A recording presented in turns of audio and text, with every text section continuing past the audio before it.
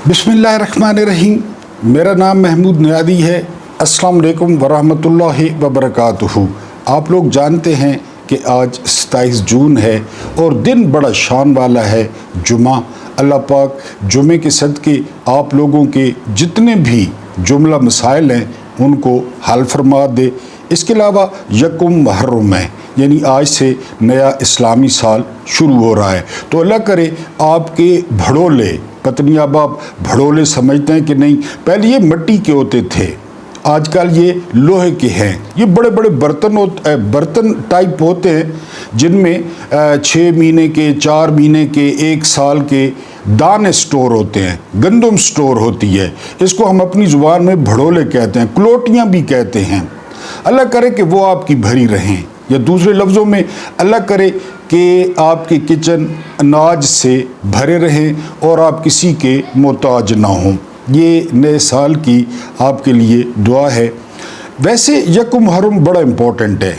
आप लोग जानते होंगे कि यकुम मुहर्रम को जो दूसरे खलीफा राशिद थे, हज़रत उमर इब्न ख़त्ताब रज़ी अल्लाह ताला अन्हो को एक मजूसी, एक लानती अबू लूलू फ़िरोज़ ने जो है वो शहीद कर दिया था। 1 या 2 दिन जो है वो खलीफा ज़िंदा रहे थे, उसके बाद वो शहीद हो गए थे।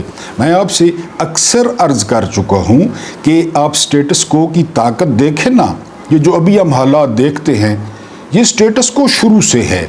इसकी मिसाल क्या है? इसकी मिसाल ये है कि 4 खुलफाए राशिदैन आप जानते हैं, उनमें से 3 को शहीद किया गया, क्योंकि स्टेटस को ईमानदारी का बोझ नहीं उठा सकता। ईमानदारी का, यानी आप देखें ना, पहले दूसरे खलीफा राशिद शहीद हुए, फिर तीसरे खलीफा राशिद उस्मान इब्न अफ़्फ़ान रज़ी अल्लाह ताला अन्हो शहीद हुए। उसके बाद चौथे खलीफा राशिद अली इब्न अबी तालिब अलैहिस्सलाम, वो कूफा में शहीद हुए, जामे मस्जिद कूफा में। 4 खुलफा में से 3 खुलफा शहीद हुए। एक और दर्स भी है, दर्स है छुरी, दर्स है कुर्बानी, दर्स है तलवार। बात शुरू हुई इस्माइल से। इस्माइल छुरी के नीचे आए। हज़रत इब्राहीम अलैहिस्सलाम ने तो छुरी चला दी थी, फिर इंतहा किस पे हुई? हुसैन पे।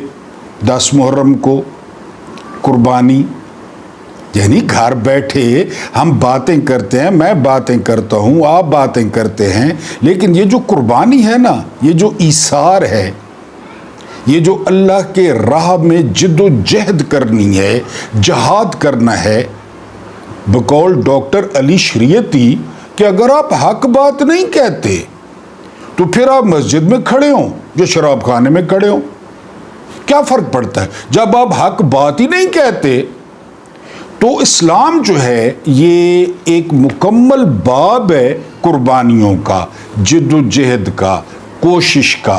तो यकम मुहर्रम को दूसरे खलीफा राशिद उमर इब्न ख़त्ताब को जो है वो शहीद किया गया। अब हम आते हैं कुछ अपनी जो ख़बरें हैं ताज़ा तरीन और अपने वीलॉग पे। सबसे जो पहली ख़बर है वो ख़बर ये है कि पेट्रोलियम मसनूआत, उस पर फ़ी लीटर 2.5 रुपये कार्बन लेवी लगा दी गई है। 2.5 रुपये। वो जो आप जो है ना वो छोड़ते हैं ना, धुआं छोड़ते हैं, या आपकी गाड़ियां जो धुआं छोड़ती हैं, तो अब वो जो है ना वो फ्री धुआं वो नहीं छोड़ेंगी। 2.5 रुपये जो है वो फ़ी लीटर कार्बन लेवी आपको देनी पड़ेगी।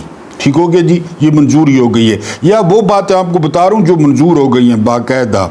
उसके बाद 82 खरब का सूद की अदायगी मंजूर हो गई है।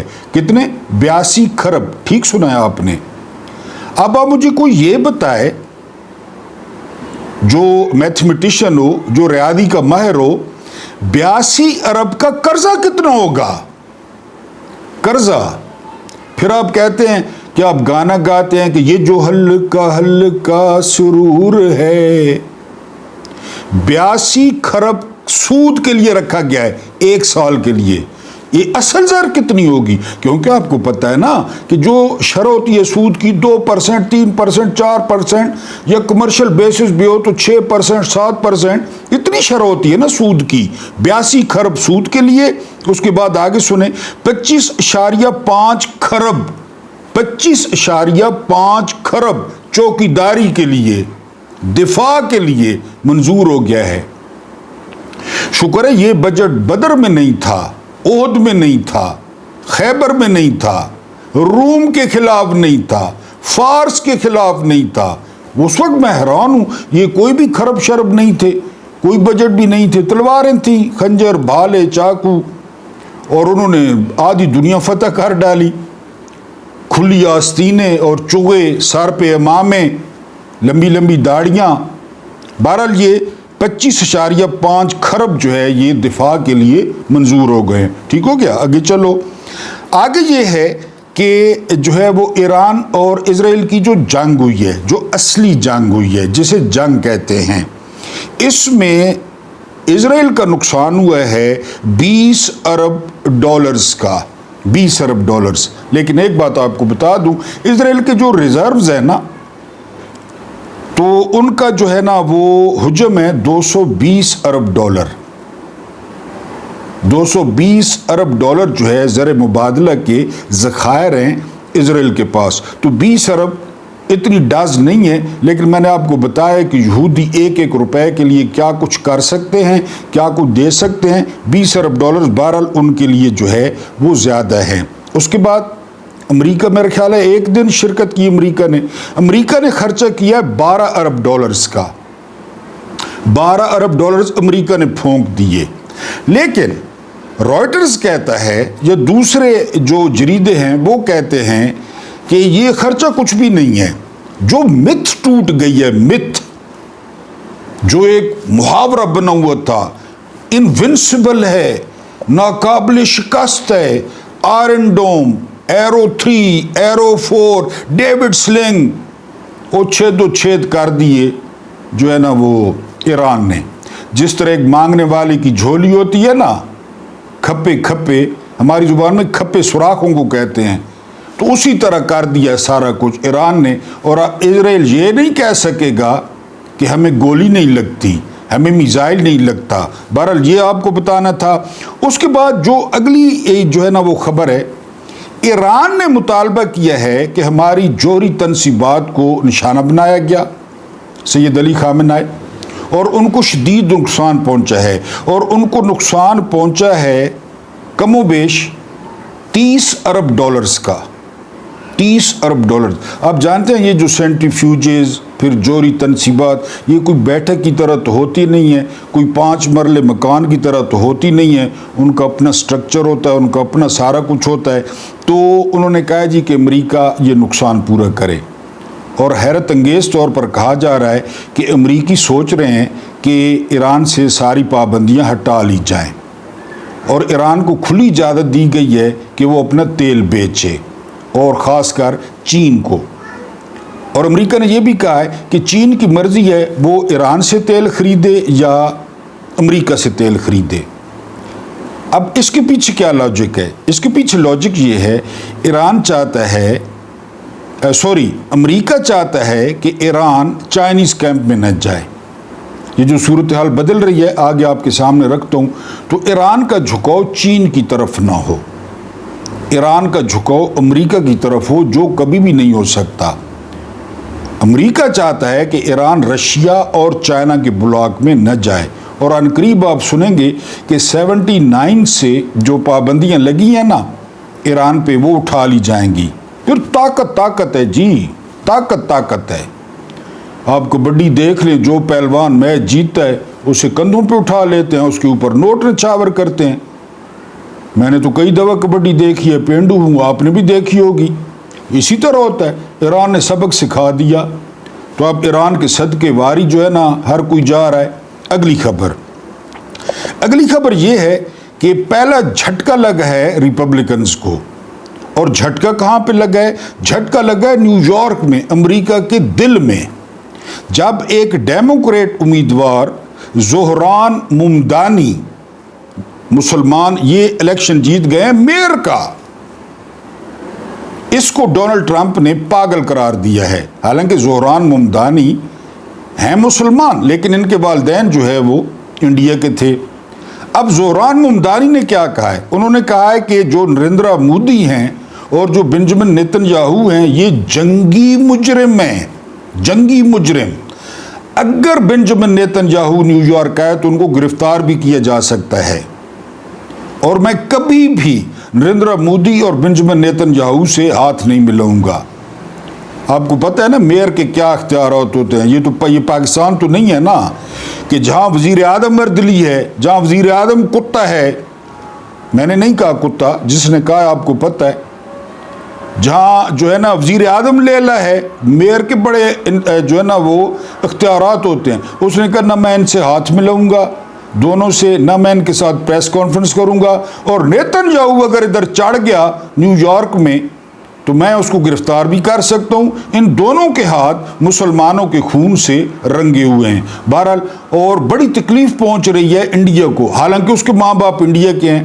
کنگنا رناوت ہیں، ایک اداکارہ ہیں بی جے پی کی، جو ہے نا آج کل سیاسی لیڈر بھی ہیں، اس کو بڑی تکلیف ہوئی ہے۔ اس نے کہا کہ زہران ممدانی کا جو حلیہ ہے وہ پاکستانیوں جیسا ہے، وہ لگتا بھی پاکستانی ہے، وہ باتیں بھی پاکستانیوں جیسی کرتا ہے۔ بہرحال انہوں نے زہران نے یہ بات کہی ہے اور ڈونلڈ ٹرمپ نے اسے پاگل قرار دیا ہے۔ یہ ڈیموکریٹ امیدوار تھا اور بڑا جھٹکا لگا ہے ریپبلکنز کو۔ اس کے بعد جو اگلی خبر ہے وہ یہ کہ ایران نے 6 اور بندوں کو گرفتار کیا ہے جو اسرائیل کے لیے کام کر رہے تھے، اسرائیل کی جاسوسی کر رہے تھے۔ اب ان بندوں کے ساتھ ایران کیا کرتا ہے؟ بہرحال جو بھی کرتا ہے وہ فیئر ہے، ظاہر ہے، یعنی وہاں کھانا، جس تھالی میں کھانا وہی چھید کرنا۔ بہرحال یہ 6 افراد گرفتار ہو گئے ہیں، ان کا انجام کل پرسوں آپ کے سامنے آ جائے گا۔ اس کے بعد جو اگلی خبر ہے وہ یہ کہ کالا یرکان، اکثر جو ہے نا وہ دوست پوچھتے ہیں کہ یہ کالا یرکان کون ہے؟ کالا یرکان زرداری ہے بھائی، جو ملک کو لگا ہوا ہے جب سے بے نظیر مری ہے، اور چھوٹا کالا یرکان وہ اس کا بیٹا ہے بلاول، جو دھکے سے بھٹو بنا ہے کہ جی حکومت نے ہماری مانگیں مان لی، مطالبات پورے کر دیے، لہذا ہم نے بجٹ کو سپورٹ کیا۔ میں نے پہلے کہا تھا چھوٹا کالا یرکان صاحب کہ آپ کا باپ، آپ کا دادا، آپ کا نانا، آپ کی نانی، آپ کی ماں سارے سپورٹ کریں گے، کیونکہ آپ جس گود کو گرم کر رہے ہیں، جس گود میں بیٹھے ہیں، آپ اپنے نانے نانی اور جو ہے نا ماں کی قبریں ڈالے پہ لدوا کے لے آتے ووٹ دلانے کے لیے۔ ہمیں پتہ نہیں آپ کی حیثیت کیا ہے، آپ لوگ کس کی گود میں بیٹھے ہیں، آپ کس کے اشاروں پہ چل رہے ہیں۔ آپ کا نانا ڈیڈی کہتا تھا نا فیلڈ مارشل ایوب خان کو، تو آپ بھی فیلڈ مارشل صاحب ہیں، یہ تو آپ کے عمر کے لحاظ سے ڈیڈی بھی ہیں، آپ کا نانا کہتا تھا، تو آپ کو پتہ چل گیا کہ آئندہ تو لوگوں نے آپ کو ووٹ دینے نہیں ہیں، تو آپ نے جھولیوں میں بیٹھنا ہے۔ ہاں جھولیاں تبدیل ہوتی رہیں گی، ایک جھولی، دوسری جھولی، تیسری جھولی، کالی جھولی، چٹی جھولی، پیلی جھولی، آپ جھولیوں میں ہی بیٹھیں گے اور یہ کریں گے۔ ہمیں پتہ ہے جو ہے نا جس نے آپ کو کہا ہے، جس نے آپ کو جو ہے نا تیل لگا کے ڈنڈا دیا ہے کہ ووٹ دو، اور آپ نے دے دی ہے۔ منیف فاروق صاحب نے، یہ کسی دور میں نجم سیٹھی کا لونڈا تھا، پھر یہ خود صحافی بن گیا۔ اس نے کہا کہ جب تک فیلڈ مارشل صاحب زندہ ہے نا تو عمران خان پر کوئی آسانی نہیں ہوگی اور عمران خان باہر نہیں آئیں گے، لیکن انہوں نے یہ نہیں بتایا کہ فیلڈ مارشل صاحب اللہ ان کو لمبی عمر دے، یعنی وہ 4010 تک ہیں یا 5009 تک ہیں، یا جو ہے نا وہ بہرحال اس پہ مزید تبصرہ نہیں کرتے۔ اب ہم جو ہے نا وہ ڈسکس کرتے ہیں اپنے جو ہے نا وہ ویلاگ کو۔ آج مولا علی کی ایک سینگ سے جو ہے نا وہ شروع کرتے ہیں۔ مولا علی نے فرمایا کہ جس شخص کے ساتھ رشتہ داری کرنی ہے، جس شخص کے ساتھ وابستگی رکھنی ہے، کاروبار کرنا ہے، تو آپ نے کیا دیکھنا ہے؟ یعنی آپ مولا علی کے بارے میں جانتے ہیں نا، نہج البلاغہ میرے پاس تو پڑھی ہے، پتہ نہیں آپ نے خریدی ہے یا نہیں، میں نے کسی دور میں بڑی مہنگی خریدی تھی، تو وہ ایک ایک پیج آپ پڑھ لیں تو۔ مولا علی نے فرمایا کہ اگر کسی شخص کے یا کسی شخص کا دشمن نہیں ہے نا، دشمن وہ خسی ہے، وہ خصی ہے۔ ابھی جو میں نے بتایا کہ اگر آپ حق بات نہیں کرتے تو پھر موجیں کریں، اگر آپ حق بات نہیں کرتے۔ لیکن اب سمجھنے والی بات کیا ہے؟ سمجھنے والی بات یہ ہے، مولا علی نے فرمایا کہ پتہ کس طرح چلے گا بندے کا؟ عمران خان کے ساتھ کو ریلیٹ کرنا ہے۔ منیف فاروق کی بات کر رہا ہوں کہ جب تک فیلڈ مارشل صاحب زندہ ہیں اور یہ سسٹم جو عمران خان کے خون کا پیاسا ہے، کہ اگر اس کے دشمن جو ہے وہ کمینے ہیں، اگر اس شخص کے دشمن کمینے ہیں، یہ مولا علی تھرمامیٹر دے رہے ہیں، تو وہ شخص شریف ہے۔ جس شخص کے ساتھ آپ رشتہ جوڑ رہے ہیں، جس کو سپورٹ کر رہے ہیں، اگر اس کے دشمن کمینے ہیں تو وہ شخص شریف ہے۔ دیکھ لیں، ان سے بڑا کمینہ آپ کو دنیا میں کہیں ملے گا جو عمران کے دشمن ہیں؟ دوسری بات، اگر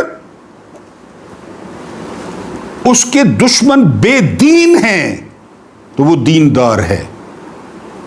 یعنی عمران خان کے بغض میں ہم پیدا ہوئے تو ہم نے سنا ریاست مدینہ، کہ نہیں یہ ریاست مدینہ نہیں تھی، یہ ریاست طیبہ تھی عمران کے بغض میں، کہ اگر وہ بے دین، ان کا کوئی دین ہے؟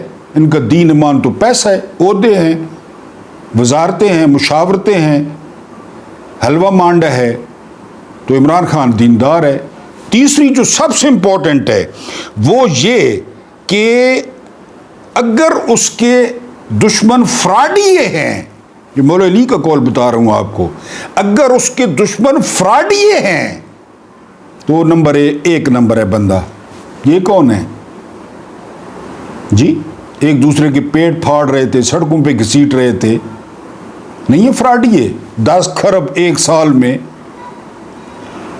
ہم بزدار پہ باتیں کرتے تھے، بزدار بیچارے کا تو انہوں نے 1 لاکھ روپے بھی نہیں نکالا۔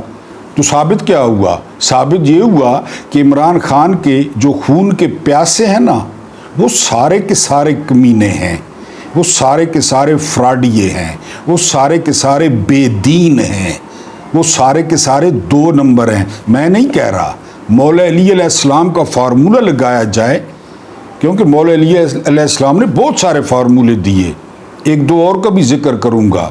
تو یہ عمران خان کہ جو دشمن ہیں وہ سارے کمینے ہیں۔ آگے چلیں، آگے یہ ہے کہ آج میرا موبائل دوسرا مسئلہ کر رہا ہے، وہ یہ کہ ایک معاہدہ ہوا ہے امریکہ اور اسرائیل کے درمیان۔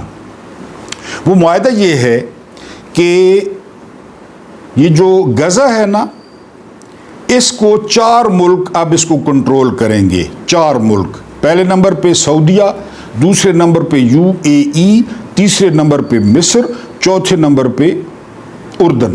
یہ 4 کنٹرول کریں گے۔ ایک بات ہو گئی۔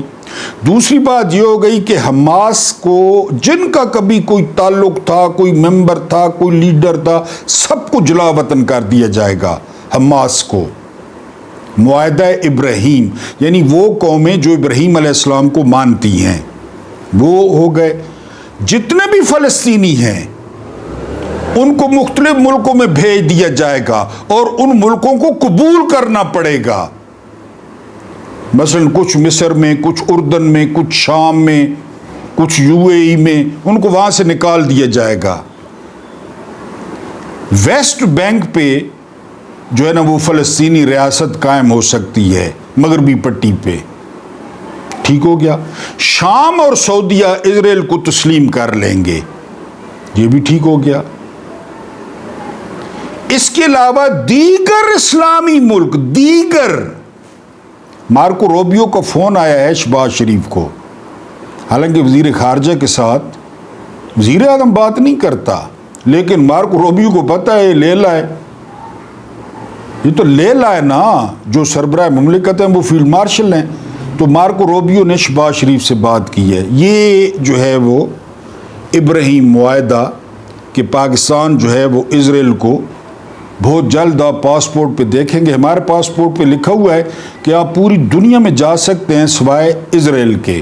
وہ لائن بہت جلدی جو ہے وہ مٹنے والی ہے، اور فلسطینیوں کی جو قسمت کا فیصلہ ہے وہ Benjamin Nitin Yahoo, Donald Trump اور محمد بن سلمان کرنے جا رہے ہیں۔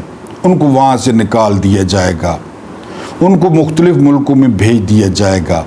پھر غور ہوگا 2 ریاستی حل، یعنی فلسطین کی ریاست ہوگی،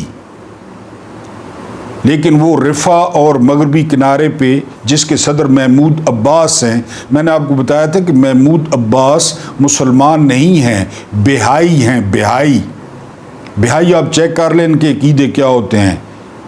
وہ علاقہ جو ہے نا تھوڑا سا وہ فلسطین ہوگا، باقی اسرائیل ہوگا، فلسطینیوں کو نکال دیا جائے گا، اسرائیل کو تسلیم کر لیا جائے گا، اور پاکستان بھی جو ہے وہ اسرائیل کو تسلیم کر لے گا۔ ٹھیک ہو گیا جی۔ آج سپریم کورٹ میں وہ بڑی لے دے ہوئی، اور میں حیران ہوں کہ اتنے گرم مزاج اور اتنے غصیلے وہ سپریم کورٹ کے جج کیسے ہو سکتے ہیں۔ وہاں پہ ہاشم کاکڑ صاحب کہتے ہیں، قاضی فائد عیسیٰ کا نام آیا۔ قاضی فائد عیسیٰ وہ کتا بن چکا ہے جو سپریم کورٹ میں پڑا ہے، پہلے جسٹس منیر تھا، اب قاضی فائد عیسیٰ۔ جب تک قاضی فائد عیسیٰ کو کتا نہیں نکلے گا سپریم کورٹ کے اندر سے، وہاں سے بدبو بھی آئے گی، وہ پانی بھی حرام ہوگا، سپریم کورٹ بھی حرام ہوگی۔ وہاں پہ ہاشم کاکڑ صاحب جب نام لیا کہ قاضی فائد عیسیٰ نے یہ سارا معاملہ کھڑا کیا، وہ لانتی تھا، وہ خبیث تھا، تو ہاشم کاکڑ صاحب بھڑک اٹھے۔ وہ کہتے ہیں جی میرے مینٹور ہیں، میرے سرپرست اعلیٰ ہیں۔ اب ہاشم کاکڑ صاحب 26ویں ترمیم میں بلوچستان سے آئے ہوئے ہیں، ورنہ ہاشم کاکڑ کو سنا ہے گھر کہیں کہ آج دال بنائے تو گھر والی جو ہے نا چمچیاں مارتی ہے، ڈوئیاں مارتی ہے کہ تو اتنا جنا آ گیا ہے، آج دال بنا۔ یہ ہاشم کاکڑ ہے، ادھر جو ہے نا وہ غصے میں آ رہا ہے کہ میرے مینٹور کو۔ اب جس کا مینٹور قاضی فائد عیسیٰ ہے اس کے بارے میں آپ کا کیا خیال ہے؟ میں کہوں کہ میری آئیڈیل میاں خلیفہ ہے، آپ میرے بارے میں کیا سوچیں گے؟ میں کہوں کہ میری جو آئیڈیل ہے وہ سنی لیونی ہے، تو آپ میری شخصیت کے بارے میں کیا سوچیں گے؟ وہ کہتا ہے میرا مینٹور ہے، اور میں جو ہے نا وہ کوئی بغیرت ہوں جو اس بینچ میں بیٹھا رہوں، پھر بیٹھا بھی رہا ہے، یعنی بغیرت ہے، اٹھ کے نہیں گیا۔ صلاح الدین پنور صاحب وہ اٹھ کے چلے گئے ہیں، انہوں نے کہا جی لوگوں کو اعتبار ہی نہیں ہے، یہ کورٹ پیکنگ ہوئی ہے، وہ اٹھ کے چلے گئے کہ میں نہیں سنتا۔ پہلے فل کورٹ نے سیٹیں دے دی تھیں، اب میں نہیں سنتا، وہ اٹھ کے چلے گئے۔ کاکڑ صاحب آکڑ دکھا کے ادھر ہی بیٹھے رہے۔ پھر مندوخیل صاحب دوران سماعت پیغام وصول کرتے رہے موبائل پہ، دوران سماعت، اور ہم پہ احسان کیا چڑھایا کہ میں اپنی والدہ کا پتنی کالج ختم چھوڑ کے آیا ہوں، تو ہم پہ کیا آپ نے احسان چڑھا؟ جنہوں نے آپ کو ڈنڈا دی ہوا ہے کہ پہنچ تھے فیصلہ کر، نشست نون لیگ اور پیپلز پارٹی کو دو، مولانا کو دو، مولانا تیار بیٹھا ہے، خنزیر کے کوفتے کتنا عرصہ ہو گیا مولانا نے نہیں کھائے، ہم پہ احسان چڑھا رہے ہو؟ 30 لاکھ کس چیز کا مارتے ہو؟ وہ جو واش روم میں ہارپک پڑا ہے وہ بھی سادہ ہے، جو ادھر ٹیشو استعمال کرتے ہو وہ بھی سادہ ہے، منرل واٹر ہی سادہ ہے۔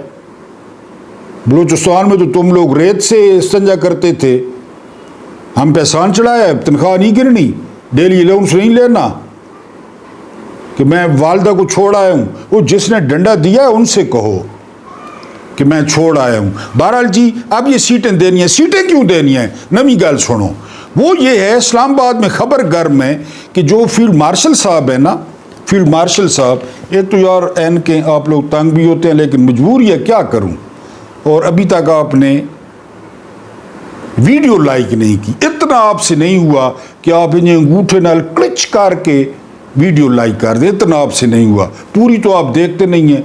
پتہ نہیں میں کون سی غلطی کرتا ہوں یار، غلطی تو بتا دیا کریں یار، پتہ نہیں سمجھ نہیں آنی بہرحال کہ آپ پوری کیوں نہیں دیکھتے ویڈیو۔ فیلڈ مارشل صاحب جو ہے نا وہ کہہ رہے ہیں کہ جی مشرف کا ماڈل موجود ہے، وردی صدر،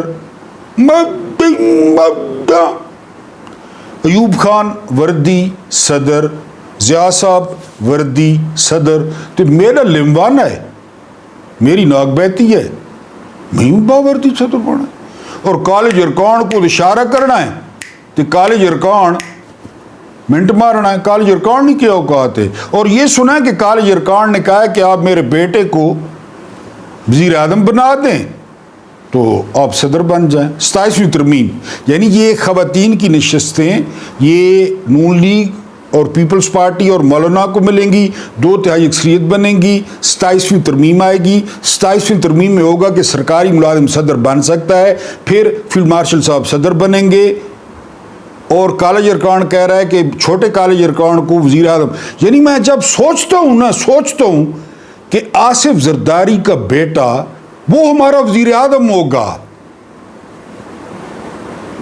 ڈرو مسلمانوں, میرے پاکستانیوں, اس وقت سے ڈرو. کتنے گناہ ہم کر چکے ہیں, کتنے. یہ شخص وزیر اعظم بنے گا پاکستان کا, یہ شخص یعنی جس کی چال دیکھ کے شریف بندے کا بھی دل خراب ہونے لگتا ہے. یہ دل میں کچھ ہوتا ہے مطلب کچھ ہوتا ہے دل میں. جب وہ چلتا ہے تو ہائے ادائیں نازنین وزیر اعظم, اور وزیر اعظم بن کے افغانستان نے دورت ہی ویسی پٹھانا کول. لائک بھی کیا کریں, شیئر بھی. اگر نئے ہیں تو میرے یوٹیوب خاندان میں شامل ہو جائیں. موجاں. اللہ پاک آپ لوگوں کو آسانیاں عطا فرمائے, آسانیاں بانٹنے کی توفیق عطا فرمائے. میرا رب کریم آپ کے اور میرے مرحومین کی مغفرت فرمائے. ان کے ساتھ عدل کا نہیں رحم کا اور احسان کا معاملہ فرمائے. مجھے برداشت کرنے کا بہت بہت شکریہ.